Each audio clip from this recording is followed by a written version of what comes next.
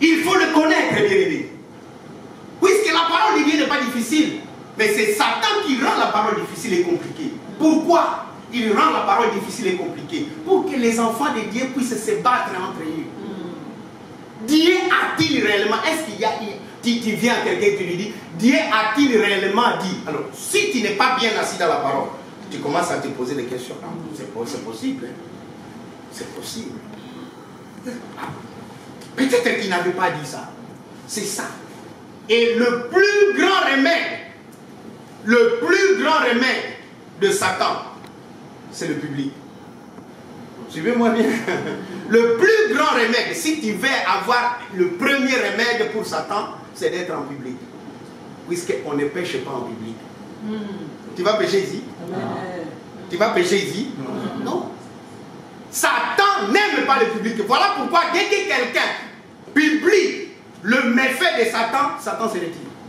Et c'est pourquoi la Bible nous encourage à confesser vos péchés les uns aux autres. Parce que dès que tu as confié un péché à quelqu'un, à moins que tu sois vraiment l'enfant de la perdition pour revenir encore à ce péché, tu auras peur de ce péché. Parce que ce péché a déjà été dénoncé. Tu auras peur de ce péché-là. Satan n'aime pas le public. Il aime vous retirer à côté, dans les ténèbres, dans les endroits isolés. Voilà pourquoi si tu es vraiment dans l'isolement, tu souffres de la solitude, sors. Satan aime les gens solitaires. Il n'aime pas le public. Il n'aime pas le public. Quand il y a avec des gens, les frères sont en train de prier, là il les regarde. Mais dès que toi tu t'isoles pour faire ta part ailleurs, c'est là qu'il saute sur toi. Est-ce que nous sommes ensemble? Amen.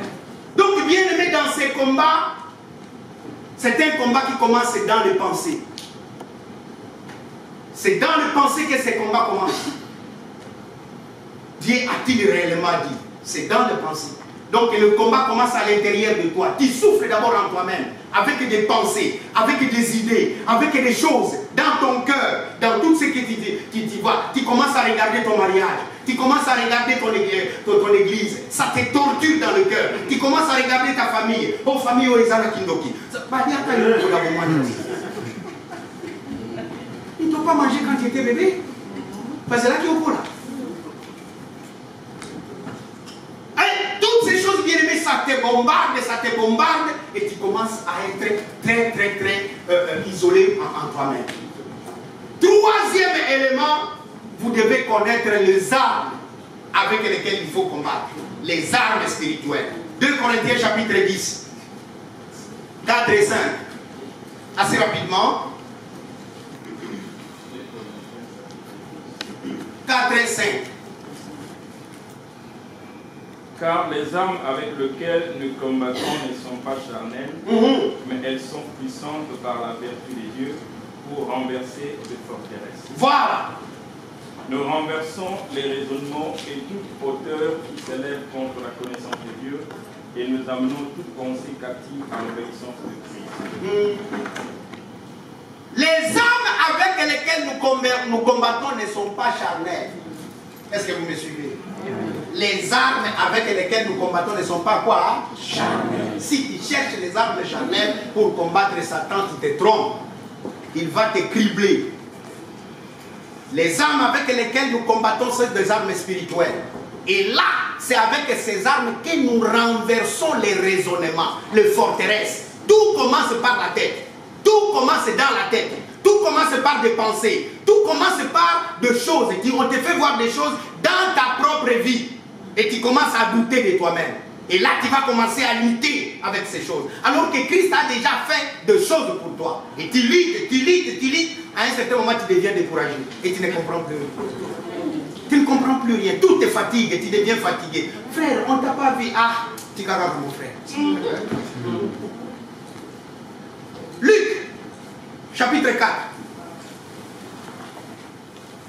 Luc, chapitre 4. Luc, chapitre 4. 1 à 4. Oui. Jésus, rempli du Saint-Esprit, Oui. du Jourdain, et il fut conduit par l'Esprit dans le désert, où il fut tenté par le diable pendant 40 jours. Oui. Ils ne mangèrent rien durant ce jour-là. Oui. Et après qu'ils furent écoulés, ils eurent faim. Le diable lui dit, si tu es fils de Dieu, ordonne à cette pierre que devienne du pain. Jésus lui répondit, il est écrit, l'homme ne vivra pas de pain seulement. Parole de l'Éternel. Ici, nous voyons qui? Le Seigneur lui-même. Qui l'a amené au désert, c'est le Saint-Esprit. Il a passé combien de temps? 40 jours et 40 nuits. Il ne mangeait pas, il ne buvait pas. Mais il était pleinement dans la présence de Dieu. Et la Bible nous dit que quand il est sorti de là, il était rempli du Saint-Esprit. Dès qu'il est sorti de sa retraite, le diable est là.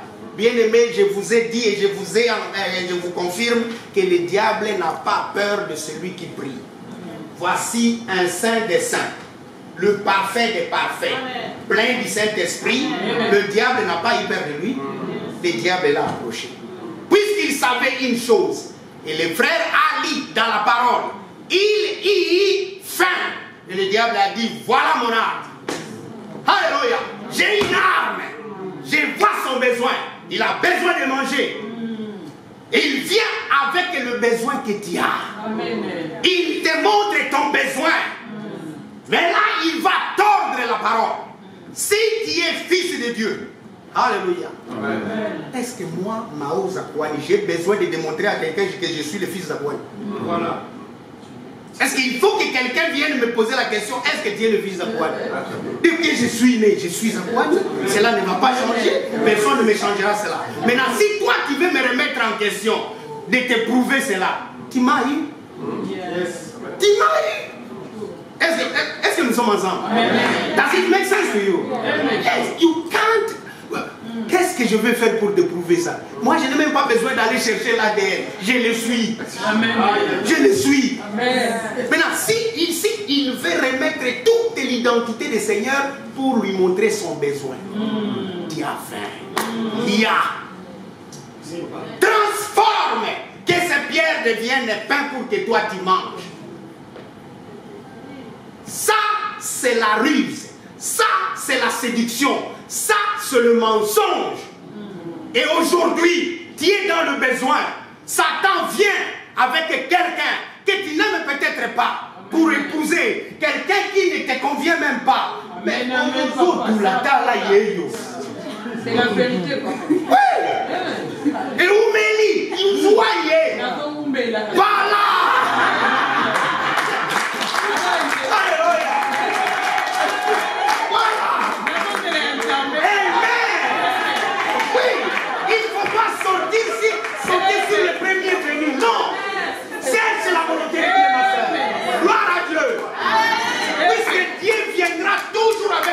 Besoin. Et dis-moi, le diable viendra toujours avec ton besoin. Il va te montrer ton besoin. Tu n'as pas d'argent. Tu es caissière à Tesco. Mais prends un peu. Prends un peu. Serre-toi. Serre-toi. Bien-aimé, le diable est là. Est-ce que le Seigneur a appliqué au nom de Jésus? Il lui a appliqué l'onction? Non. Qu'est-ce qu'il lui a dit? Il est écrit. Bien-aimé, quand le diable vient vers toi, ton âme, il y a la première arme pour combattre les ennemis, c'est la parole. Dieu a tout fait pour que dans la Bible, il y ait chaque réponse aux questions que le diable te pose. À la tentation, il y a toujours une réponse. Prends la parole que tu connais, que tu dois connaître. Dis-lui, Satan, regarde la réponse de ce que tu es en train de me dire. Prends la Bible, lis ici, tu sais lire, Satan. Lis ici ce que Dieu dit au sujet de moi. C'est la première arme, c'est l'arme efficace. Il est écrit. Il est écrit. L'homme ne vivra pas du pain seulement, mais de toutes les paroles qui sortent de la bouche de Dieu. C'est la première arme, la parole de Dieu. Deuxième tentation, il le prend, il l'amène sur une haute hauteur, il lui montre tous les royaumes. Si tu m'obéis, si tu te fais ceci, voilà ce que moi je vais te donner. La première attaque, besoin. Deuxième attaque, gloire, honneur. Gloire, honneur, puissance. Et les hommes de Dieu tombent sur ça.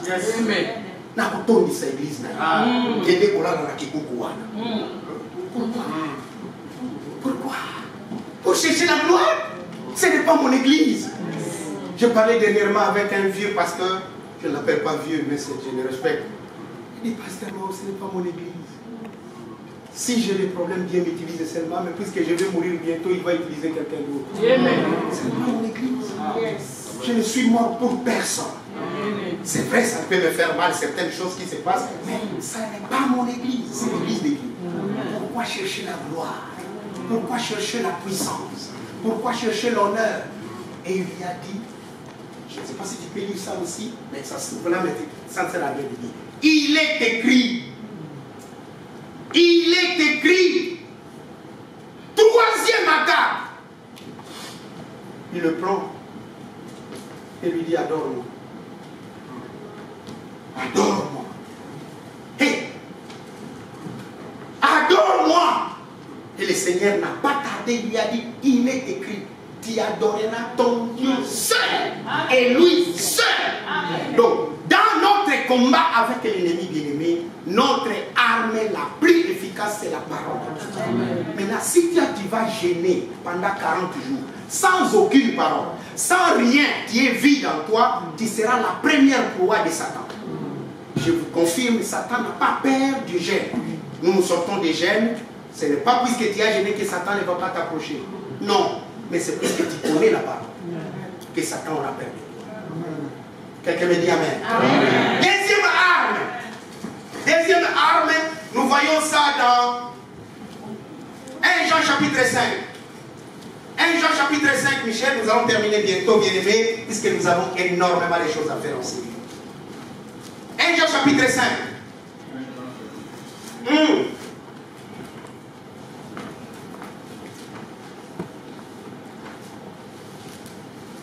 Verset 4. Verset 4.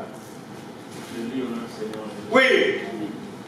Parce que tout ce qui est né de Dieu triomphe du monde. Oui. Et la victoire qui triomphe du monde, c'est notre foi. La victoire qui triomphe du monde, c'est notre foi.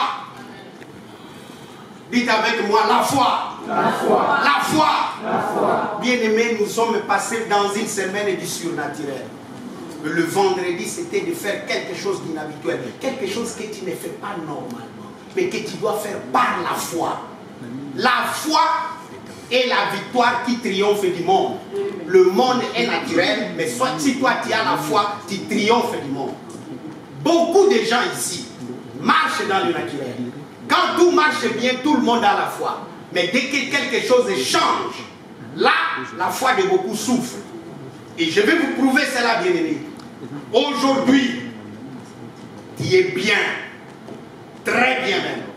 Mais dès qu'on te teste par quelque chose, comme je le disais à quelqu'un, qui doit être dans la salle, quand Job souffrait, est-ce que tu peux croire que dans ses souffrances, il se réjouissait? Non, il souffrait énormément. Mais si tu n'as pas la foi pour accepter cela, que Dieu va me sortir de cette situation, tu vas souffrir. Amen. Tu vas souffrir. La foi, bien-aimé, triomphe du monde. La foi triomphe du monde. C'est la seule arme qui vient après la parole. Et la foi vient de quoi? De la parole. Si tu n'as pas la parole, tu ne peux pas avoir la foi. Tu vas trouver la foi. Si tu n'as pas la parole. Où est-ce que tu vas trouver la foi? Elle viendra d'où, bien-aimé? Tu n'auras pas la foi. Puisque c'est quand tu as la foi que si tu vas dans 1 Jean 5, tu diras, nous avons cette assurance auprès de lui. Que si nous demandons quelque chose, là, il nous écoute. Et la chose que nous demandons va s'accomplir. C'est ça, bien-aimé. Si tu as la parole, tu as la foi, tu vas absolument résister à l'ennemi. Tu vas lui résister, bien-aimé, et tu sauras marcher dans la victoire. Puisque toutes les personnes qui ont marché avec Dieu lui rappelaient d'abord sa parole. Toutes les personnes. Dieu est là, il vous dit plaide avec moi. Qu'est-ce que tu as dans ton ventre là? Plaide avec moi. Parle-moi et je vais voir ta voix. Si tu me parles, tu me rappelles, le Seigneur t'y a dit, et je vois que tu es en train d'appliquer la foi, tu marches dans la victoire. Tu marches dans la victoire. Bien-aimés, je vais vous donner 3 images. Et sur la base de ces 3 images, nous allons conclure ce message et nous allons passer un moment extrêmement important de votre vie. La première image, je voulais bien projeter ces choses. Malheureusement, le système, on ne l'a pas maîtrisé, je ne peux pas faire autrement, ce n'est pas grave. Si vous connaissez la Bible, j'espère que vous connaissez la Bible, je vais vous parler de l'anneau qui est attaché. L'âne là qui est attaché à un arbre, à un poteau, à un je ne sais quoi. Le Seigneur voulait entrer à Jérusalem. Il arrive à Béthanie, de Bethphagée, à côté des monts des Oliviers. Il dit aux disciples, pas Jean, pas Pierre, pas Jacques, un disciple quelconque. Il dit, hey, allez dans le village qui vient, et qui suit là, allez, vous allez trouver qu'il y a un anneau qui est attaché. Détachez-les. Il a dit quoi? Si le propriétaire vous pose la question, pourquoi vous détachez cet âne? Dites-lui, le Seigneur. Est-ce que le propriétaire n'avait pas posé la question? Si, il avait posé la question. Pourquoi vous détachez mon âne? Le Seigneur en a besoin. Dieu est notre source. Et là, je vais revenir au mot attaché. Cette image de l'anneau qui est attaché, c'est ta vie, c'est la vie de quelqu'un dans cette salle. Dieu a une destinée, mais pour telle ou telle autre raison, tu es gardé quelque part. Tu es lié avec des choses. Tu es lié avec des choses qui te retiennent dans la captivité. Et quelqu'un croit que il est ton propriétaire. Aucun d'entre nous enseigné n'a aucun autre propriétaire en dehors de notre Dieu. Amen. Et c'est pourquoi le Seigneur est en ces lieux. Il est en train de parler à quelqu'un. Tu as une destinée. Tu as une destinée. Aujourd'hui, il n'a pas envoyé Paul. Il n'a pas envoyé Pierre. Il m'a envoyé moi, un simple serviteur, pour te dire, aujourd'hui, Dieu est en train de te détacher. Il va te détacher. Maintenant, entre dans ta destinée avec Dieu. Viens avec moi auprès de ce Dieu merveilleux. Et aujourd'hui, bien-aimé, tu vas entrer triomphalement dans ton Jérusalem. Puisque chacun d'entre nous a son Éden à lui. Chacun a son Éden. Tu dois entrer triomphalement dans ta destinée. Pourquoi? Le Seigneur a besoin de toi. Amen. Le Seigneur a besoin de toi. Amen. Tu n'as pas encore fait l'œuvre pour laquelle Christ t'a appelé. Amen. Cet anneau n'était utilisé par personne. Puisque les disciples sont allés, ils ont trouvé les choses exactement telles que le Seigneur leur avait dit. Et moi, je viens te dire, ta vie est liée. Tu es lié, bien-aimé. Et aujourd'hui, accepte-le. Que moi, aujourd'hui, je vais être délié. Amen. Je dois servir le Seigneur. Puisque l'agneau qui ne faisait rien, l'agneau qui croyait que pour lui c'était fini, il est en train triomphalement. Ils ont étalé des palmes, ils ont étalé des rameaux, et cet agneau est en train triomphalement. Puisque toi, tu vas être avec le Seigneur. Et dès que le Seigneur monte sur toi, toute la gloire du Seigneur est sur tes épaules. Tu as une destinée. Deuxième élément, deuxième image que je souhaite vous protéger. Le Seigneur est allé à Béthanie avec Marthe et Marie dans le village de Béthanie où Lazare était décédé. Bien-aimé, il dit à l'une des sœurs, ôtez la pierre. Hé, Seigneur, il prie. Ta vie est comme ça. Si les gens veulent fouiller dans ta vie, tu pries déjà. Tu pries. Quelqu'un ne peut même pas regarder. Mais aujourd'hui, le Seigneur est là. Il te dit, ôte la pierre. Ôte la pierre. Ouvre ton cœur. Même si dans ton cœur, il y a des pourritures. Ça pique. Personne ne peut regarder. Mais aujourd'hui, le Seigneur veut ôter la pierre de ton cœur. Le Seigneur veut ôter la pierre de ton cœur aujourd'hui. Le Seigneur veut faire quelque chose dans ta vie. Quand ils ont ôté la pierre, quelqu'un était là. Le Seigneur crie comme il est en train de crier dans ta vie. Sors, Lazare. Sors, Alain. Sors, Michel. Mais qu'est-ce qu'il voit? Un homme est lié depuis les pieds jusqu'à la tête. Quelqu'un qui est lié, est-ce qu'il peut voir? Quelqu'un qui est lié, est-ce qu'il peut être libre? Mais aujourd'hui, Dieu veut te donner la liberté. Dieu veut te donner la liberté. Dieu veut te donner la liberté. Dieu veut te donner la liberté. Dieu veut te donner la liberté. Dieu veut te donner la liberté. Il faut que tu sortes de là. Il faut que tu sortes de là. Que tu sortes de ce tombeau dans lequel tu es engouffré. Que tu sortes de là. De ce tombeau dans lequel on te retient.